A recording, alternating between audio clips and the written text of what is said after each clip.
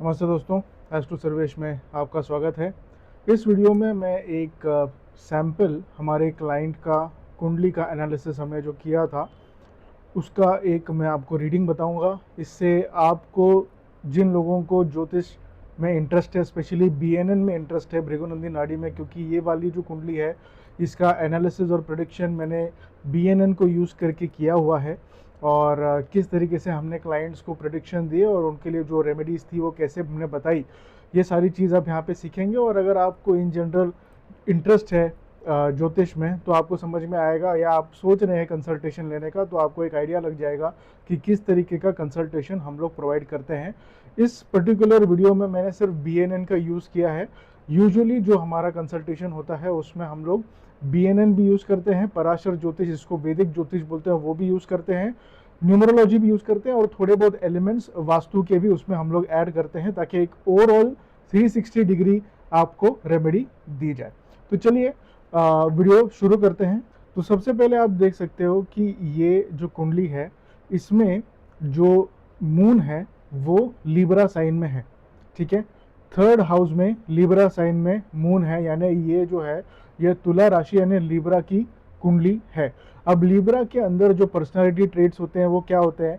Diplomatic होता है ऐसा व्यक्ति, चार्मिंग होता है, सोशल होता है, सोशल इवेंट्स में या सोशली एक्टिव हो सकता है। ऐसे जो लोग होते हैं वो लोग को नेचर से बहुत प्रेम होता है, नेचर प्रेमी लोग होते हैं। ऐसे लोग बहुत अच्छा मीडिएटर बन सकते हैं, यानी अगर दो पार्टीज है और उनके बीच में कोई नेगोशिएशन करना है, कोई डिस्कशन करना है, तो ऐसे मीडिएटर बनने वाले ये लोग काफ़ी अच्छे होते हैं। बिकॉज लिब्रा का साइन भी आप देखोगे तो एक जो वेइंग स्केल होता है जिसको हम वेइंग स्केल बोलते हैं वैसा होता है, यानी दोनों साइड को बैलेंस करने वाला वो इक्विपमेंट होता है, ठीक है। इसके साथ साथ कभी कभी ऐसा हो सकता है कि ये थोड़ा सा इनडिसिसिव या डिसीजन लेने के लिए ज़्यादा टाइम ले सकते हैं।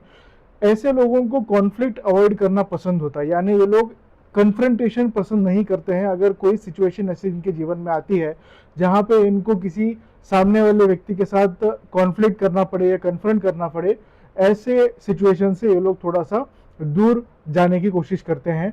थोड़ा बहुत हम कह सकते हैं कि मनी माइंडेड होते हैं। मनी माइंडेड का मतलब ये नहीं है कि वो लोग लालची हैं। मनी माइंडेड का मतलब ये होता है कि ये लोग अपने फाइनेंशियल कैलकुलेशन में काफ़ी अच्छे होते हैं और कोशिश करते हैं कि अपने फाइनेंशियल लाइफ को बैलेंस करके रखें। तो ओवर इंटेलिजेंस भी नहीं होता है और एकदम ओवर सेविंग भी इनका नहीं रहता है, ठीक है। और ऐसे लोगों को irrespective of their looks and age women बहुत अट्रैक्ट होती है। और इनके असेंडेंट को अगर आप देखोगे तो इनका जो असेंडेंट है यानी फर्स्ट हाउस में वीनस है, तो Venus is a attraction planet, यानी कि जिसका असेंडेंट वीनस है तो ऐसा व्यक्ति नेचुरली अट्रैक्टिव होता है। अट्रैक्टिव का मतलब ये नहीं होता है कि हमेशा वो गुड लुकिंग रहे, लेकिन समहाउ वो व्यक्ति अट्रैक्टिव बना लेता है अपने आप को, अपने बातों से, अपने एक्शंस वगैरह से सामने वाले ऑपोजिट जेंडर के लिए, ठीक है। अभी और एक इनका ट्रेट होता है कि ये लोग थोड़ा सा सॉफ्ट स्पोकन होते हैं और ओवरऑल थोड़ा सा ग्रेसफुल इनका नेचर। अब बीएनएन की बात करें तो सबसे पहले हमें देखने होते हैं कि इनके पास क्या क्या कॉम्बिनेशंस है। तो सबसे पहला इनका जो कॉम्बिनेशन है, बिकॉज सेकेंड हाउस में इनका जुपिटर है, सैटर्न है और सन है, तो डिग्री के वाइज अगर हम एनालिसिस करेंगे तो जुपिटर प्लस सन की डिग्री आती है पहले चेन में। तो जुपिटर प्लस सन का जो कॉम्बिनेशन है उसके अंदर ऐसा पाया गया है कि जो फादर है, नेटिव का जो फादर है और उस नेटिव का जो बेटा है यानी सन है, इन दोनों के हैबिट्स या इन दोनों के लुक्स में भी सिमिलरिटी आ सकती है। यानी ये जो व्यक्ति हैं, इनके पिताजी और इनका बेटा, इन दोनों के लुक्स में या इन दोनों के हैबिट में या थॉट प्रोसेस में सिमिलरिटी हो सकती है। इसके साथ साथ इनके जो फादर हैं वो ज़्यादा रिलीजियस हो सकते हैं और थोड़ा बहुत सोशल वर्कर टाइप के हो सकते हैं। और फादर का एक नॉलेज काफ़ी अच्छा हो सकता है, एकेडमिक नॉलेज उनका काफ़ी अच्छा हो सकता है। और इस कॉम्बिनेशन में क्योंकि जुपिटर के आगे सन है तो नेटिव भले ही ग्रेसफुली बात करता हो, लेकिन नेटिव के अंदर ईगो जरूर थोड़ा बहुत हो सकता है। वो दिखाएंगे नहीं या लोगों को लगेगा कि नहीं कि ये व्यक्ति ईगोस्टिक है, लेकिन ईगो इनका थोड़ा बहुत हो सकता है जो पॉजिटिव ईगो होता है, ठीक है। इसके साथ साथ इनको इन जनरल बिकॉज जुपिटर के बाद में सन आता है तो नेम और फेम मिलने की चांसेस काफ़ी अच्छे हो सकते हैं, लेटर स्टेज इन लाइफ में। और उसके साथ साथ इनका इंट्यूशन पावर बहुत अच्छा होता है, ऑलरेडी इनको एक थोड़ा सा इंट्यूशन आ जाता है चीज़ों के बारे में, उसकी वजह से ये लोग डिसीजन अच्छा ले पाते हैं। इसके साथ साथ नेटिव जो होता है वो अपने पिताजी को काफ़ी रिस्पेक्ट करता है, काफ़ी एडमायर करता है। बहुत बार इन्होंने ये भी एक्सपीरियंस किया होगा कि इनके पिताजी की वजह से ये काफ़ी सारे कठिन सिचुएशन में, डिफ़िकल्ट टाइम्स में निकले होंगे, पिताजी की हेल्प की वजह से या पिताजी की सपोर्ट की वजह से। ऐसा भी इन्होंने एक्सपीरियंस किया होगा लाइफ। इसके साथ साथ जो नेटिव है इनको अपने लाइफ में एक एक्सेलेंस अचीव करने का बहुत शौक होता है। वो किसी भी फील्ड में हो सकता है, ठीक है, एकेडमिकली हो सकता है या किसी और फील्ड में हो सकता है, लेकिन इनको ऐसा होता है इच्छा कि मैं जिस भी फील्ड में जाऊं उस फील्ड में मैं एक्सेलेंस को हासिल करूं, एवरेज ना रहूं। इसके साथ साथ नेटिव उसी फैमिली में, अभी जिस फैमिली में इन्होंने जन्म लिया है, ऐसा पॉसिबल हो सकता है कि नेटिव ने इसी फैमिली में रीबर्थ लिया है, यानी इनका इसी फैमिली में पहले जन्म हो सकता है। ऐसा BNN की कॉम्बिनेशन को बताता है। अब देखते हैं कि जुपिटर और सैटर्न का भी कॉम्बिनेशन इनका सेकंड हाउस में बनता है। अब जुपिटर और सैटर्न का कॉम्बिनेशन देखते हैं, जो दूसरा कॉम्बिनेशन इनके चार्ट में सेकंड हाउस में बनता है। तो जुपिटर एंड सन का कॉम्बिनेशन ये बताता है BNN में कि नेटिव की जो फैमिली है, नेटिव के जन्म के बाद में पहले 4-5 साल स्ट्रगल, किसी ना किसी तरीके का स्ट्रगल फेस किया हो सकता है, इसके चांसेस काफ़ी होते हैं। इसके साथ साथ नेटिव थोड़ा बहुत लेजी हो सकते हैं और प्रोक्रेस्टिनेटर हो सकते हैं, यानी इनकी अगर इच्छा है कि आज कुछ काम करना है या उनका कोई गोल है, तो हो सकता है कि लेजीनेस की वजह से इन्होंने उस काम को डिले किया हो। तो इसका सोल्यूशन यही है कि इनको अपना सन जो है, क्योंकि सन भी सेकंड हाउस में है, उसको अगर ये लोग स्ट्रॉन्ग करते हैं, जो मैं रेमेडीज में बताऊंगा, तो इनका जो लेजीनेस का इशू है वो चले जाएगा। अगर ये लेजी नहीं है तो ऑलरेडी ये फिटनेस के ऊपर या जो भी रेमेडी में बताऊंगा वो शायद करते होंगे, ठीक है। इसके साथ साथ इनका जो प्रोफेशन है वो जुपिटर से इंस्पायर्ड है, यानी कि नॉलेज शेयर करना या किसी ना किसी तरीके का नॉलेज से रिलेटेड काम करना, ये इनका प्रोफेशन अच्छा बन सकता है। ऐसे व्यक्ति अर्ली एज से टीचिंग करना स्टार्ट कर सकते हैं, यानी कुछ लोग ऐसे होते हैं जो 10th स्टैंडर्ड चले जाते हैं और फिर 6th-7th स्टैंडर्ड के बच्चों को सिखाते हैं, या कुछ लोग ग्रेजुएशन में 10th-12th स्टैंडर्ड के बच्चों को सिखाते हैं। ये एक एग्जांपल हुआ, यानी कि यंग एज में ही ये लोग दूसरों को नॉलेज इम्पार्ट करना स्टार्ट कर सकते हैं। इसके साथ साथ नेटिव को कभी कभी अपने फैमिली का बर्डन फील हो सकता है जीवन में, भले वो इमोशनल बर्डन हो या फाइनेंशियल बर्डन हो। इसके साथ साथ ये जो व्यक्ति है ये मॉडेस्ट रहते हैं मोस्टली, और अपने फैमिली की तरफ इनकी रिस्पॉन्सिबिलिटी काफ़ी ज़्यादा होती है, और ये लोग लॉ अबाइडिंग होते हैं, यानी लॉ को क्रॉस करके कोई काम करने की इनकी इच्छा नहीं होती है, या मोस्टली ये लोग नहीं करते हैं ऐसा काम। और इनके सेकंड हाउस में जुपिटर होने की वजह से ये लोग जो सेल्फ लर्निंग करके काम करते हैं, फॉर एग्जाम्पल इन्होंने सेल्फ लर्निंग करके कोई स्किल सीखा, तो उस स्किल से ही इनकी इनकम बनती है। तो सेल्फ लर्निंग के ऊपर इन्होंने ज़्यादा से ज़्यादा फोकस करना चाहिए। अब दूसरा कॉम्बिनेशन इनका बनता है सैटर्न प्लस सन का, ये भी सेकंड हाउस में बनता है।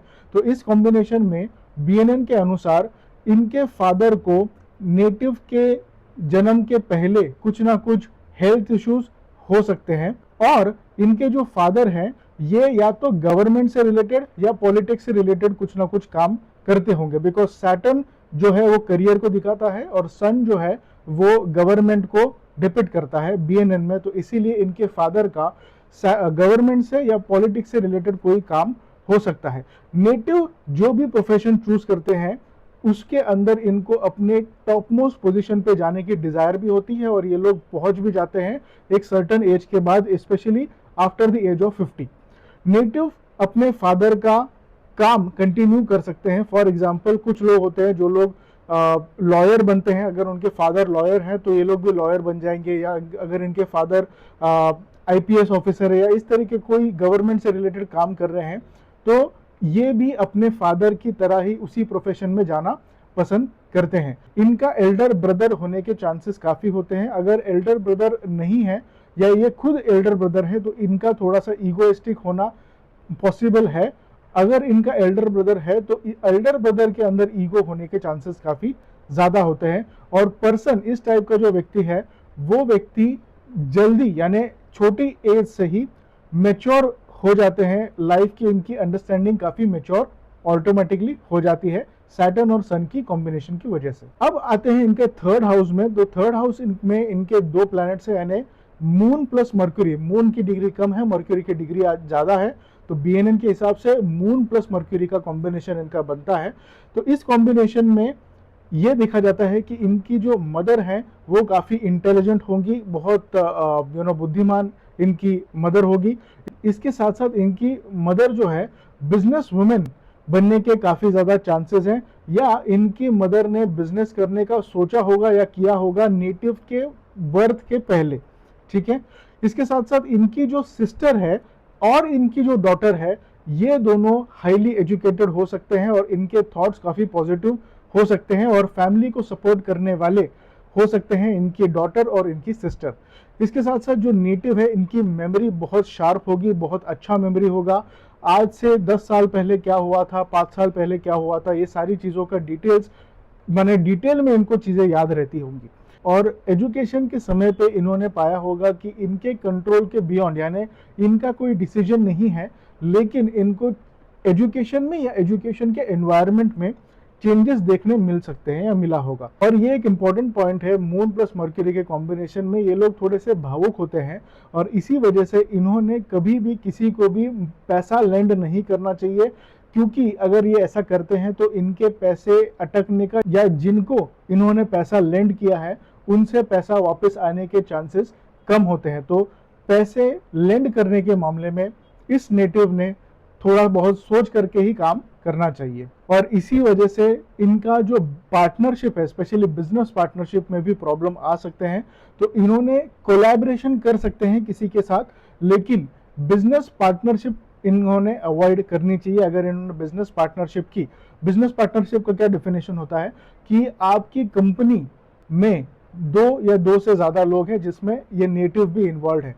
तो इस तरीके का अगर बिजनेस पार्टनरशिप है जिनमें शेयर्ड ओनरशिप है कंपनी की या बिजनेस की, तो इसमें इनको नुकसान होने के चांसेस बहुत ज़्यादा हो सकते हैं। तो 5th हाउस में केतु जब होता है तो काफ़ी पावरफुल पोजीशन होता है। इसका मतलब ये है कि इन्होंने पिछले जन्म में मंत्र और मेडिटेशन, मंत्र और ध्यान काफ़ी किया है, और इसका मतलब यह है कि रोमांटिक लाइफ में या एजुकेशन में इन्हें एक ब्रेक या किसी तरीके का प्रॉब्लम इन्होंने फेस किया हो सकता है, इसकी पॉसिबिलिटी काफ़ी ज़्यादा है। और इनके जो बच्चे हैं, तो बच्चों से रिलेटेड इनका जो अटैचमेंट है वो धीरे धीरे कम हो जाएगा। ऐसा नहीं कि ख़त्म हो जाता है, ऑब्वियसली कभी ख़त्म नहीं होगा, लेकिन इनका बच्चे और पारिवारिक जीवन से थोड़ा थोड़ा अटैचमेंट कम होता जाएगा आफ्टर द एज ऑफ 50-55। और स्पिरिचुअल लाइफ की तरफ ये जो व्यक्ति है वो जा सकते हैं, बिकॉज केतु जो होता है वो स्पिरिचुअलिटी को दिखाता है और केतु डिटैचमेंट का कारक होता है। तो केतु जिस भी घर में जाता है तो उस घर से रिलेटेड जो प्रॉपर्टीज होती है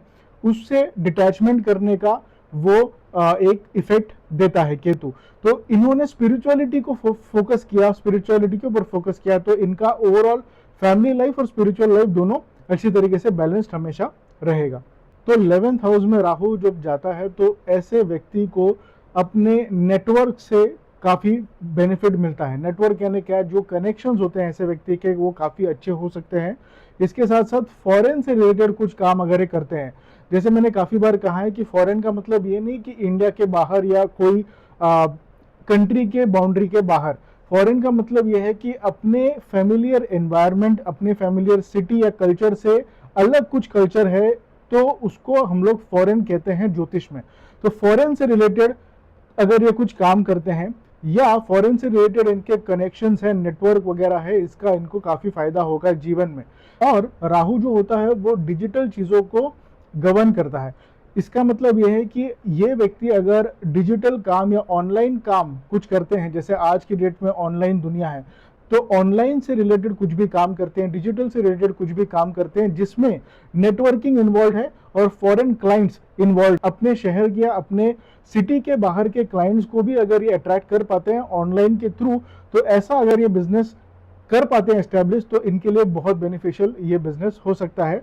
लेकिन राहु बिकॉज थोड़ा चीज़ों को एम्पलीफाई करता है, इंस्टेबिलिटी देता है, तो इन लोगों को अपने इनकम में अप्स एंड डाउन्स देखने मिल सकते हैं। यानी 4-5 साल अच्छा कमाया, फिर 1-2 साल थोड़ा सा कम कमाया, फिर 3-4 साल के बाद नई अपॉर्चुनिटी आई तो फिर से अच्छा कमाया, फिर 1-2 साल कम कमाया। इस तरीके से इनका income ups and downs Rahu देता है। लेकिन अगर ये बड़े ग्रुप या बड़े ऑडियंस की तरफ जाते हैं और डिजिटल स्पेस में कुछ ऐसा काम करते हैं जहां पे इनको नेटवर्किंग करना पड़े, और बिकॉज जुपिटर इनका स्ट्रांग है तो जहां पे ये लोग टीचिंग का काम कर सकते हैं, एडवाइजरी का काम कर सकते हैं, ऐसा अगर ये काम करते हैं तो इनको काफ़ी बेनिफिट इसका होता है। और इनकम में जो अप्स एंड डाउन्स है वो भी इनका काफ़ी स्टेबल हो जाता है और ग्रोथ ट्रेजेक्टरी भी इनकी काफ़ी अच्छी हो जाती है। तो ये सारे BNN के हिसाब से कॉम्बिनेशन पढ़ने के बाद मैंने इनको कुछ रेमेडीज दिए। सबसे पहली रेमेडी मैंने इनको ये दी कि बिकॉज इनका सन प्लस सैटर्न प्लस जुपिटर का कॉम्बिनेशन है सेकंड हाउस में, इन्होंने अपने सन को, अपने सूर्य को स्ट्रॉन्ग करना चाहिए। इसके लिए मैंने 2 चीज़ें इनको बताई। सबसे पहले तो सुबह उठ के सूर्य अर्घ्य, जिसको हम लोग जो तांबे में पानी लेकर के हम लोग जो सूर्य नमस्कार करते हैं, सूर्य अर्घ्य जिसको कहते हैं, वो इन्होंने करना चाहिए। इसके साथ साथ इन्होंने आदित्य हृदयम स्तोत्र जो होता है, जो सूर्य को स्तोत्र होता है, वो इन्होंने जरूर बोलना चाहिए। इसकी वजह से इनका फादर के साथ, कोई हायर अथॉरिटी के साथ और वेल्थ या इनकम की वजह से कार्मिक ब्लॉक बन रहे हैं और इसी वजह से इनको इनकम में थोड़ा बहुत प्रॉब्लम्स आ रहा है या अथॉरिटी से रिलेटेड, गवर्नमेंट से रिलेटेड कुछ प्रॉब्लम्स आ रहा है या आ सकता है फ्यूचर में। तो ये सारे प्रॉब्लम इनके इसमें सॉल्व हो सकते हैं। तो सूर्य मंत्र दूसरा चीज भी करता है कि ईगो को बैलेंस करता है और हेल्थ अपनी ओवरऑल काफी बढ़ाता है। इसके साथ साथ ये अपने जीवन में डिसिप्लिन और फाइनेंशियल स्टेबिलिटी भी लेके आता है।